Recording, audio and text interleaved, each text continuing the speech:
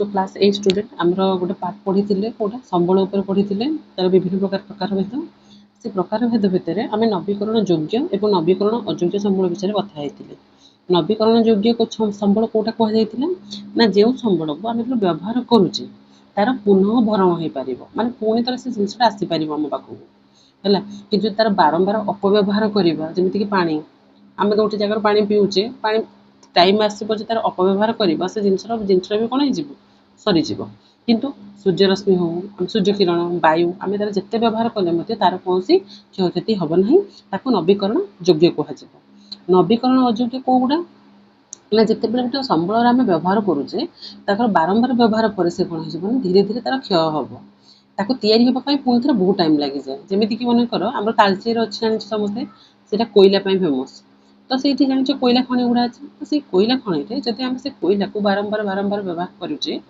दिन टाइम आसो दिन से खनि कोयला गुड़ा कौन हो सरीज तो पुणी पुनः ताकू से जगह कोयला आसो बहुत टाइम लगे आसवाई ताकू कौन कह ना नवीकरण अयोग्य संबल यहाँ कहते पढ़ी तो यू गोटे गोटे स्टेप वाइज देख ना नवीकरण योग्य संबल कहले कौन देख चेंज कर दूसरी पेन कलरटा देख समयानुक्रमे नवीकरण योग्य संबल गुड़िक उपरुक्त वैशिष्ट्य मान सूचित कै भारतर अधिकांश स्थान में प्रचुर सूर्यकिरण उपलब्ध हुए सबु स्थान में सूर्यकिरण अच्छे नियमित वर्षा वर्षा नियमित होची हिमवाह है एवं तरली हिमवाह तरली माने बरफ तरली जाऊँगी नदी गुड़िक जल प्रवाह कौन हो जंगलर पुनः सृष्टि और मृत्तिकार पुनरुद्धार देख क्या कौन जो हिमवाहटा तरल जिते बरफटा तरली जाऊँगी से समय कौन हो नदी गुड़िक जल प्रवाह हो मानकर यहाँ हिमालय पर्वत होगा है ये हिमालय पर्वत तरला तरल से कौन हो नदी तले जा गंगा भी जाइए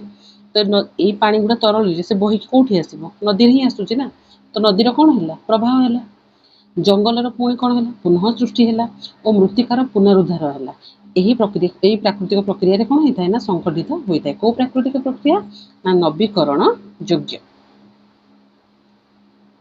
कौन हुए ना नवीकरण योग्य पानी तुम जानते नदी में पानी सुखी जाए पुणी पानी आसे कि ना से हिम प्रवाह जो ही यहाँ हुए आ देख सौर शक्ति पवन शक्ति सौर शक्ति मान सूर्य शक्ति जो रश्मि पड़ुची पवन शक्ति मान पवन और प्रवाहित जलरू जलटा जो बहिकी आसूची उत्पन्न शक्ति जंगल काठ आदि धारणीय परिचालना बिना सेगुड़िक नवीकरण योग्य संबल हो पारे ना देख कौन कही ना सौर शक्ति पवन शक्ति और प्रवाहित जलरू उत्पन्न शक्ति जंगल काठ आदि धारणीय परिचालना बिना सेगुड़िक नवीकरण योग्य संबल हो पारे ना नवीकरण योग्य संबल निम्नोक्त शर्त पर्यवेश देख नवीकरण संबल हाँपाई कौन दरकार यार पुनरुद्धार हो पारुथिबो एवं पुनः सृष्टि हो पारुथिबो जदि आम पाखे गोटे गछटे अच्छी आम पाखे यार कथा कहूँ गोटे गछ अच्छी है गछटा बढ़िया कौन दरकार सूर्यालोक दरकार माने सौर शक्ति दरकार पवन दरकार है प्रवाहित जल पाखे जब पानी भी नथिबो तो से कौटी कौन आसी कर गच उठी पारनी जंगल काठ आदि धारणीय परिचालना बिना सेगुड़िक नवीकरण योग्य संबल हो पार ना है तो निहाती भाव में एमनकर पुनरुद्धार हवा दरकार माने जो संबल तुम जो डेफिनेशन देख तुम क्लीयरली डेफिनेशन देख जो संबलर पुनरुद्धार होथुबो एवं तार पुनः सृष्टि होथुबो प्राकृतिक नियम को प्रतिहित करू आवश्यक माने प्रकृतिर कौन नियम को से भांगु न आवश्यक होता दरकार भांगु न जंगल में गछ सृष्टि तुलन में आम अधिक रु अधिक काठ काटिले शेष में जंगल संपूर्ण कौन हो क्षय होटा ये मेनसन कराऊँगी है कि नवीकरण योग्य जदि आम बारंबार जंगल काठटा को बारंबार काटा आम कह आम पाखे सौर शक्ति अच्छी पवन शक्ति अच्छी जल भी अच्छी ये जंगल काठ आदि कौन करवा ना बारंबार काटा ताहले कौन से पुनः भरण हो पार कि ना जंगलटा संपूर्ण रूपे कौन हो क्षय हो मनुष्यर ये दायित्वहीन कार्यपाई प्रकृति किभली अनेक चक्राकार गति बाधाप्राप्त होती वैज्ञानिक मैंने लोकलोचन को आनी है तो आप COP 21 होता तुम जापर जस्ट ना शुणी था फ्यूचर जब आगू आगे पढ़ो COP 21 कहले कौन तो ये कौन रोचे ना जिते बड़े सी कहे आम ये जो नवीकरण योग्य संबल जोगुड़ा जो संबल गुड़िक पुनरुद्धार और पुनःसृष्टि हो पार ताको नवीकरण योग्य संबल कहब एवं से प्राकृतिक नियम को प्रतिहत माने प्रकृतिर कौन नियम को जपर से अवमानना न करुथिबो किंतु मनीष कौन करुछि संपूर्ण रूपे दायित्वहीन हो पड़ुछि। दायित्वहीन फल कौन हो जंगल गछ सृष्टि तुलन में आम अधिक जी गछ होउछि मनकर 10टा गछ होउछि आम काटुचे 20टा बुझिपारछ ना तमर माने इनकम 10 टंका तुम खर्च कर 20 टंका से टाइप जिनसटा होने कौन से पुनःभरण हो पारनि अनेक गुड़ी कारक सम्मिलित भाव कार्य करें अनुभव करुवा अत्यधिक तापमात्रा वृद्धि दुईटी कारण रही तो हूँ जीवाश्म इंधन भित्तिक शिल्पायन एवं कृषि और अन्य उद्देश्य जंगल क्षय कृषि देख जान तुम जंगल क्षय हो तुमको कृषि केमती जंगल क्षय हो तुम गोटे पढ़ी पोड़ू चाष कहुए कौन पोड़ू चाष ओडिशा कहुए पोड़ू चाष है कौटी झूम कहुए तार ना रोका भी अच्छी है सर भेराइटी ना अच्छी आपको पोड़ चाष कौन कहुए कारण चाषटा पोड़ी कराए तुम तो जंगलटा को से जगह केते सारा जंगल थी से जंगलटा से संपूर्ण रूपे कौन करेंगे पोड़ीदेवे ये हल करके धान चाष करती से जंगल को पोड़ी से जगह चाष कराए पोड़ चाष कहुए तार अन्य एक नाम हूँ स्थानांतरित कृषि गोटे स्थान माने 2 वर्ष से जगह जमीटार पोड़ी गछ पत्र ये चाष करेंगे 2-3 वर्ष पर आ गोटे जगह पलैबे तमें ये जगह गछ पत्र हाँ के टाइम लगे भाव तमें यहाँ गोटे प्रकार जंगल क्षय भी ये होने कौन कृषि भी गोटे कारण रोचे क्या ना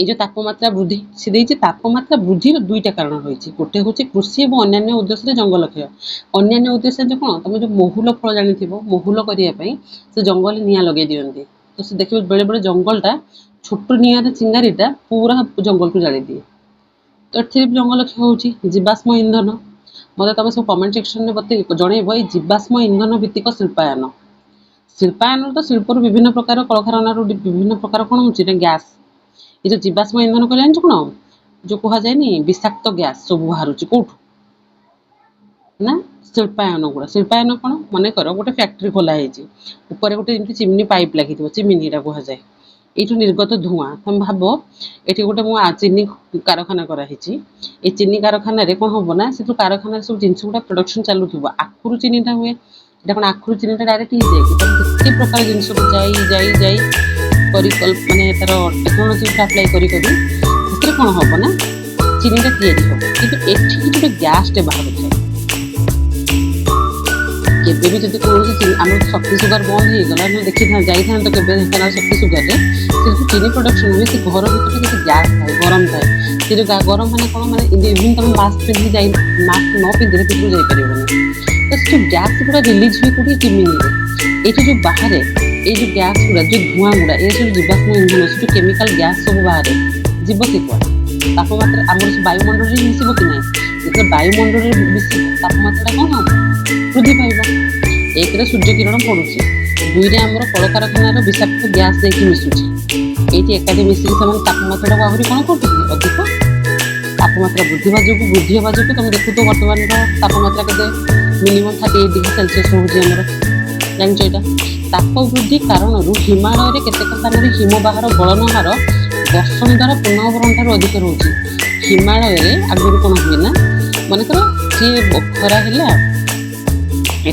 कौन होना जो बरफ गुड़ा अच्छे धीरे धीरे तरल की नदी सहित मिसे कि बर्तमान जो खरा अति मात्रा कौन हो बरफ तरली जाऊँगी तरलिया फल कौन हो नदी में बहुत मात्रा पानी आसूसी किसी जगह बन्या सृष्टि होती पा जाकि कौटी मिसी जाऊँगी समुद्र मिसला मैंने कौन हो समुद्र पतन उपरक उठा लगुच तो समुद्र पतन उपरक उठुची जाभा सुमात्रा भाया देश भी कौन जाऊँ बुड़वा अवस्था को पलि आस भाव आमर टिके मिस्टेक टिके भूल के सारा जिन आम कहूँ ना आम सेफ रोचे बट जो लोक मैंने समुद्र बासिंदा प्रभावटा ही पड़ुଛି बुझीगला ए बुझीपार अच्छा एवं देख मन रखिए साधारणतः माछ संख्यार सुरक्षा प्रजनन ऋतु में माछ धरवर निवृत्त रहा भली प्रथा गोष्ठी मान पारंपरिक भाव रही माछ मान प्रजनन माछ कौन सब हुए कि ना गोटे प्रजनन समय थी से कौन करेंगे माछ बड़ है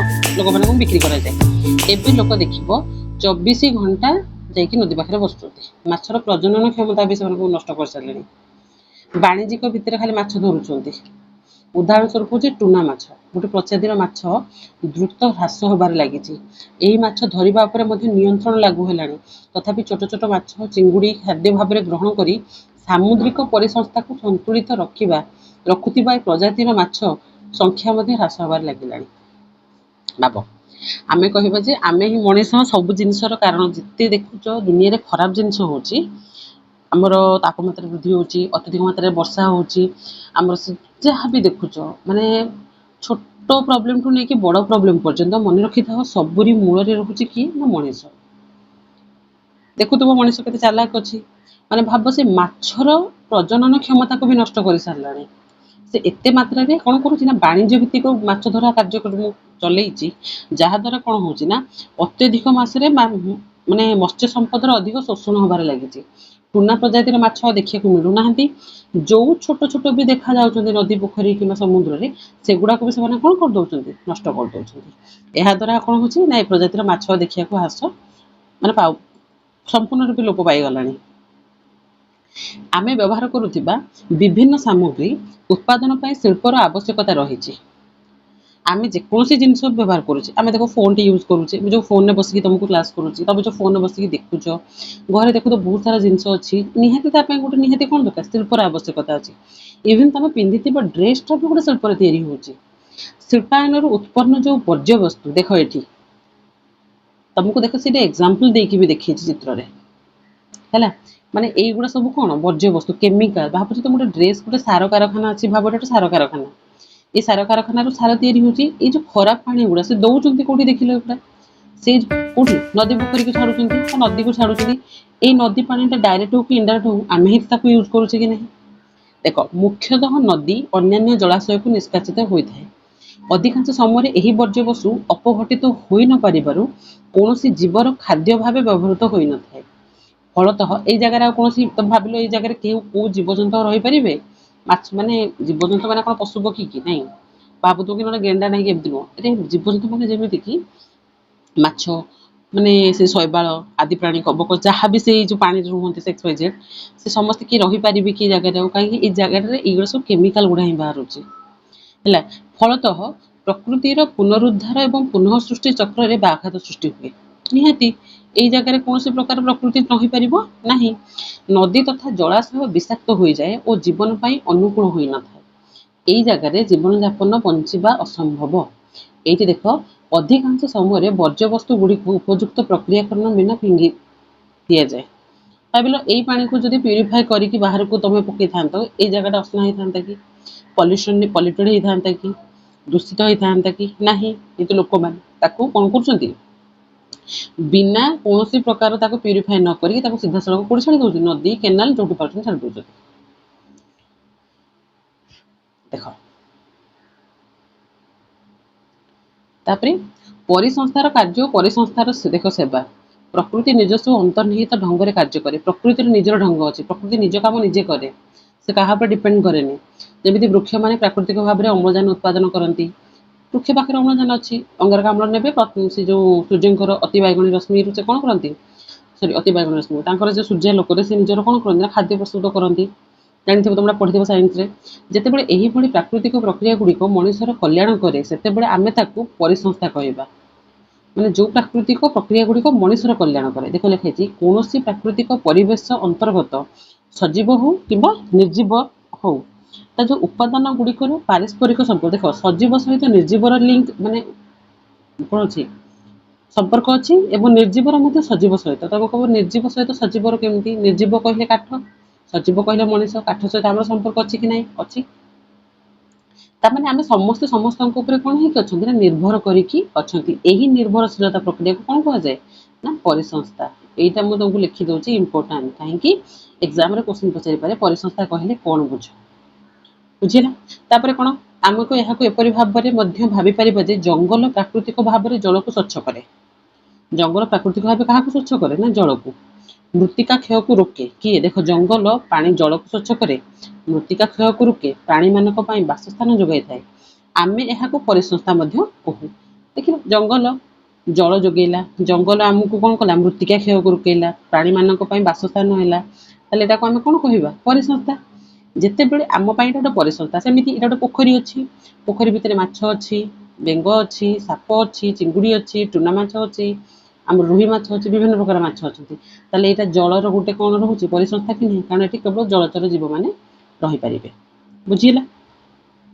ତାହେଲେ ଦେଖ, ଯେତେବେଳେ ଆମେ ସେହି ଜଙ୍ଗଲ ଯୋଗୁଁ ସ୍ୱଚ୍ଛ ଜଳ, ଉର୍ବର ଚାଷ ଜମି ଏବଂ ପରାଗୀକୃତ ଫସଲର ଉପକୃତ ହେଉ, ସେତେବେଳେ ଆମେ ପ୍ରକୃତିର ପରିସଂସ୍ଥା ସେବା ପାଇଥାଉ। ଆମେ ଏଠି କାହାର ସେବା ପାଉଛନ୍ତି ନା ପରିସଂସ୍ଥା ସେବା ପାଉଛନ୍ତି, କାରଣ ଆମେ ଜଙ୍ଗଲରୁ ଜଳ ଦେଲା, ଆମକୁ ମୃତ୍ତିକା ରୋକିଲା, ଆମ ପାଇଁ ବାସସ୍ଥାନ ବି ପାଲଟିଗଲା। ତ ଗୋଟିଏ ପରିପକ୍ୱ ବୃକ୍ଷ ଦୈନିକ 275 ଲିଟର ଅମ୍ଳଜାନ ଉତ୍ପାଦନ କରେ। ଏଇ ପଏଣ୍ଟଟାକୁ ହାଇଲାଇଟ୍ କରିବ, ଲେଖିବ ଖାତାଟାକୁ। ଗୋଟିଏ ଗଛ ଆମକୁ ଦିନକୁ କେତେ ଅମ୍ଳଜାନ ଦିଏ ନା 275 ଲିଟର। ଗୋଟେ ଲିଟର ତେଲ ଆଣିଲେ ଆମର ବହୁତ ଦିନ ପଳାଉଛି, ସେ ତ 275 ଲିଟର ଦେଉଛି। ଏହି ଉତ୍ପାଦନ ବୃକ୍ଷର ପ୍ରକାର ଉପରେ ନିର୍ଭର କରି ଭିନ୍ନ ଭିନ୍ନ ହୋଇଥାଏ। ଜଣେ ମନୁଷ୍ୟ ଦୈନିକ ପ୍ରାୟ 350 ଲିଟର ଅମ୍ଳଜାନ ଆବଶ୍ୟକ କରିଥାଏ। ଭାବୁଛ ତ, ଆମର ଦରକାର 350, ଗଛ ଗୋଟେ ଦିନକେ ଦେଉଛି କେତେ? ଗୋଟିଏ ଗଛର କାପାସିଟି ହେଉଛି 275, ତାମାନେ ଆମକୁ ଦିନକୁ ମିନିମମ୍ 2ଟା ଗଛ ପାଖାପାଖି ଦରକାର ନିହାତି। ହେଲା, ଏହି ଆବଶ୍ୟକତା ମନୁଷ୍ୟର ପରିଶ୍ରମ, ଉଚ୍ଚତା ଓ ଓଜନ ଉପରେ ନିର୍ଭର କରେ। ଯେଉଁ ଲୋକମାନଙ୍କର ଶ୍ୱାସଜନିତ ପ୍ରୋବ୍ଲେମ୍ ଥିବ, ତାଙ୍କୁ ଆଉ ଟିକେ ଅଧିକ ଦରକାର ପଡ଼ୁଥିବ। ହେଲା, ତ ଭାବ 275 ଜଣ କହୁଛି ମାନେ ଗୋଟେ ଗଛ ଦେଉଛି ମାନେ ଆମର ଦରକାର 350। ଆମର ଯଦି ଆଉ ଗୋଟେ ଗଛ ଲଗେଇଦେବା, ତାମାନେ ଆମେ ସଫିସିଏଣ୍ଟ ଅକ୍ସିଜେନ୍ ପାଇବା। କିନ୍ତୁ ଭାବିଲ, ଆମେ ଯଦି ଗଛ ଗୋଟେ କାଟି ଚାଲିବା, ତାମାନେ ଅମ୍ଳଜାନ ଗୋଟେ ଦିନକୁ ଦିନ ଆମର କ'ଣ ହେଇଯିବ? ବୁଝିପାରୁଛ ତ, ପ୍ରୋବ୍ଲେମ୍ଟା ଆମର ହିଁ ହେବ। ଆମ ସହିତ ଅଲଗା ଜୀବଜନ୍ତୁ ମାନେ ବି ରହୁଛନ୍ତି, ଆମେ ନିଜ ସହିତ ସେମାନଙ୍କର ମଧ୍ୟ କ୍ଷତି କରୁଛେ। ବୁଝିହେଲା? ଏଇଟା ଥିଲା ସମ୍ପୂର୍ଣ୍ଣ ରୂପେ କ'ଣ ନା ନବୀକରଣ ଯୋଗ୍ୟ ସମ୍ବଳର ଅନ୍ତର୍ଗତ। ପ୍ରଥମେ ତ ପଚାରିବ ନବୀକରଣ ଯୋଗ୍ୟ ସମ୍ବଳ କହିଲେ କ'ଣ ନା ଯେଉଁ ସମ୍ବଳର ପୁନଃ ଭରଣ ହୋଇପାରିବ ଏବଂ ତାହା ପୁନଃ ସୃଷ୍ଟି ହୋଇପାରିବ। ଲେଖା ହେଇଛି ନା ଏଠି, ଯାହାର ପୁନରୁଦ୍ଧାର ମାନେ ତାକୁ ପୁଣି ଥରେ ଉଦ୍ଧାର କରିହେବ, ତାର ପୁନଃ ସୃଷ୍ଟି କରିହେବ। ହେଲା, ଯେମିତି ସୂର୍ଯ୍ୟ କିରଣ, ବାୟୁ, ଜଳ, ତମେ ଆକୁ କହିପାରିବ। ଏମାନେ ସମସ୍ତେ କ'ଣ ଆମର ଜଙ୍ଗଲ ବି ଏମିତି ହେବ, କିନ୍ତୁ ସେଠି ବି ମେନସନ୍ କରିବ, କିନ୍ତୁ ତାର ବାରମ୍ବାର ଯଦି ଅପବ୍ୟବହାର କରାଯାଏ, ଜଳ ଏବଂ ଜଙ୍ଗଲର ଯଦି ଅପବ୍ୟବହାର ବାରମ୍ବାର କରାଯାଏ, ତାର କ'ଣ ହେବ? ସେ ଜିନିଷ ଗୋଟିଏ ଥର କ୍ଷୟ ହେଲେ ଆଉ ପୁନଃ ଭରଣ ହେଇପାରିବ ନାହିଁ। ଏଇଠି ଗୋଟେ ୱାର୍ଡ ଅଛି, ଦେଖ, ଅର୍ଘ୍ୟମ୍ ବା ଅର୍ଘ୍ୟ। ସାଧାରଣତଃ ଜଳ ଅର୍ପଣ ସୂର୍ଯ୍ୟ ଦେବତାଙ୍କୁ, ଦେଖ ଏଇଠି ଗୋଟେ ଲୋକ ଜଣେ ଏଠି କରୁଛନ୍ତି, ଆମେ କୁହନ୍ତି ସୂର୍ଯ୍ୟଙ୍କୁ ପାଣି ଦେଉଛେ, ସେଇଟା ଅର୍ଘ୍ୟମ୍ କୁହାଯାଏ। ଏଇଟା ସୂର୍ଯ୍ୟ ଦେବତାଙ୍କୁ। ତ ତମେ ଏଠି ଟୁନା ପ୍ରଜାତିର ମାଛ, ମଣିଷ ପାଇଁ ସେ କୋଶ୍ଚିନ୍ ଦେଇପାରେ। ନବୀକରଣ ଯୋଗ୍ୟ ସମ୍ବଳ କ'ଣ? ଏଇଟା ଗଲା ମଣିଷମାନଙ୍କ ଦ୍ୱାରା କେମିତି ପ୍ରୋବ୍ଲେମ୍ ହେଉଛି, କଳକାରଖାନାରେ ଦୂଷିତ ପାଣି ଦେଉଛନ୍ତି, ଟୁନା ମାଛ ଭଳିଆ ପ୍ରଜାତିର ମାଛ ଦିନକୁ ଦିନ ହ୍ରାସ ପାଉଛି, କାହିଁକି ନା ଲୋକମାନେ ବାଣିଜ୍ୟିକ ଭିତ୍ତିରେ ମାଛ ଧରୁଛନ୍ତି ଏବଂ ସେମାନଙ୍କର ପ୍ରଜନନ ଋତୁରେ ମଧ୍ୟ ମାଛ ଧରୁଛନ୍ତି, ଯଦ୍ୱାରା କି କ'ଣ ହେଉଛି ନା ମାଛ ସଂଖ୍ୟାର ବୃଦ୍ଧି ହେଇପାରୁନି। ଧୀରେ ଧୀରେ ଭଲ ମାଛ ଗୁଡ଼ାକର କ'ଣ ହେଉଛି ନା ଦିନକୁ ଦିନ ହ୍ରାସ ପାଇବାରେ ଲାଗିଛି। ଏଇଟା ତମେ ଲେଖିପାରିବ। ଏଇଟା ଗୋଟେ ଏକ୍ସାମ୍ପଲ୍ ଦେଇପାରିବ। ଦୂଷିତ ପାଣି, ଆମର ସବୁ ଜିନିଷ ପାଇଁ ଶିଳ୍ପ ଆବଶ୍ୟକ, କିନ୍ତୁ ଶିଳ୍ପର ନିଷ୍କାସିତ ବର୍ଜ୍ୟବସ୍ତୁକୁ ସିଧାସଳଖ କେଉଁଠି ପକାଉଛି? ବିନା କୌଣସି ପ୍ରକାର ତାକୁ କ'ଣ କରୁନାହାନ୍ତି ନା ତାକୁ ଉପଯୁକ୍ତ ପ୍ରକ୍ରିୟାକରଣ ନ କରିକି ସିଧାସଳଖ ଜଳରେ ମିଶାଇ ଦିଆଯାଉଛି। ତାପରେ ପରିସଂସ୍ଥା କହିଲେ କ'ଣ କୋଶ୍ଚିନ୍ ଏଇଠି ହେଲା, ପରିସଂସ୍ଥା କ'ଣ? ତାପରେ ଆମକୁ ଅମ୍ଳଜାନ କେତେ ଦେଉଛି? 275। ଆମର ଦରକାର କେତେ? 350 ପାଖାପାଖି। ବୁଝିଲା? ନେକ୍ସଟ ପଢ଼ିବା କ'ଣ? ନବୀକରଣ ଅଯୋଗ୍ୟ। ବୁଝିଯାଇଥିବ ଆଇ ଥିଙ୍କ୍। ତାପରେ ପଢ଼ିବା ପ୍ରାକୃତିକ ସମ୍ବଳର ବିଲକ୍ଷଣ। ଠିକ୍ ଅଛି, ବିଲକ୍ଷଣ। ତମେ ଏଇ ଯେଉଁ ନବୀକରଣ ଯୋଗ୍ୟ ସମ୍ବଳଟା ମୋତେ ନୋଟ୍ସ ବନେଇ କରିକି ମୋତେ ହ୍ୱାଟ୍ସଆପ୍ରେ ପଠାଅ। ଠିକ୍ ଅଛି, ଥ୍ୟାଙ୍କ ୟୁ।